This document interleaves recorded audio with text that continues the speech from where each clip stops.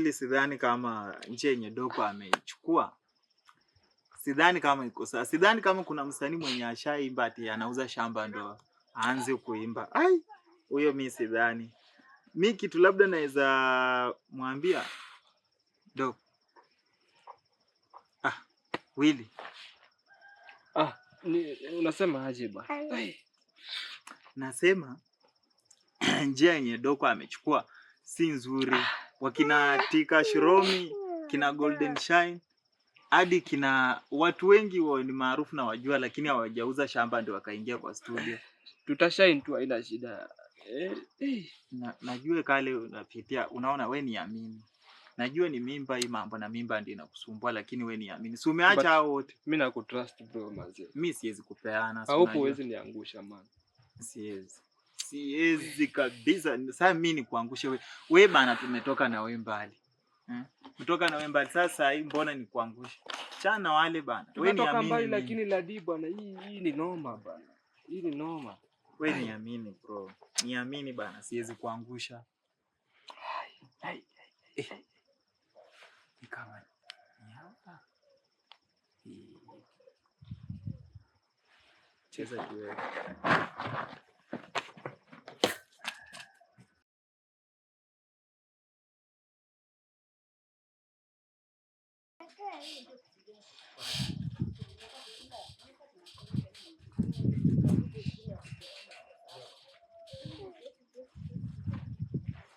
Na tukimpasa huku sasa tunaacha DCI sasa. Tukikosa tunaacha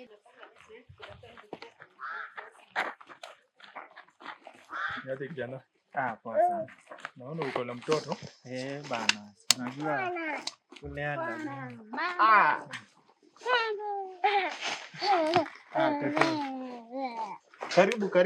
Karibu.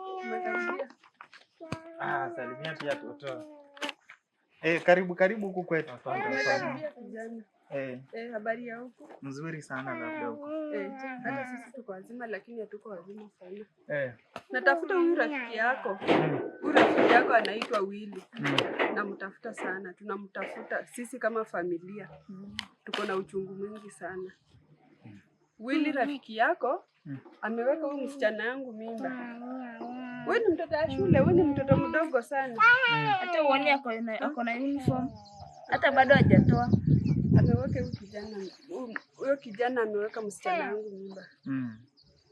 Na kabla sijaongea sana, wacha baba ya msichana aongee. Sasa niko hapa na chai. Nataka nikutumie kunywa naye chai. Niko na 5k. Kae naye. Sawa, utakuwa umenisaidia sana. na sasa ungetuambia alienda wapi juu na Kweli tumesema sasa karibu siku 3 ili atuje meet naye. Na kuongea siwezi danganya tujaongea naye. Rafiki yako ni rafiki yako na uji kwenye yako. Ni muda unajua mimi sasa nimeoa na mtoto vile unaona kia ameenda kulima. Tatu nitakuwekea mama tulia. Sasa inakuwa ni vigumu kupatana naye, hatujapatana naye, lakini tukipatana lazima nitawaambia. Umesema 50 ama 5? Kuna haraka na pesa? Hapana, unajua amesema mzee anaelewa shida za lakini ukikiwa sisi imefika? Confirm.